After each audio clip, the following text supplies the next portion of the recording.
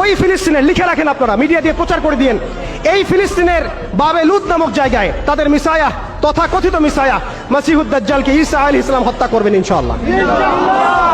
পৃথিবীর কোন শক্তি, কোন ন্যাটো, কোন ইউনাইটেড নেশনস, কোন ইউরোপিয়ান ইউনিয়ন, কোন IMF, কোন ওয়ার্ল্ড ব্যাংক, কোন সাম্রাজ্যবাদী শক্তি এই ভবিষ্যৎবাণীকে ঠেকাতে পারবেন ইনশাআল্লাহ।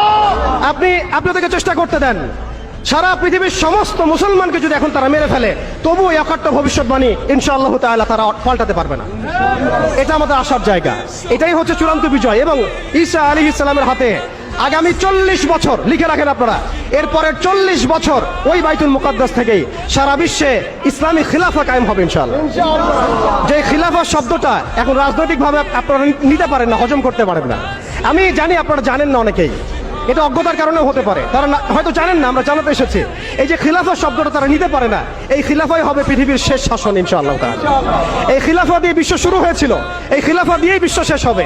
ঈসা আলাইহিস সালাম 40 বছর ওই জেরুজালেম থেকেই এই বিশ্বকে শাসন করবেন ইনশাআল্লাহ তাআলা। এটা লেখা হয়ে গেছে কুদিয়াল আমর, এটা কেউ চেঞ্জ করতে পারবে না।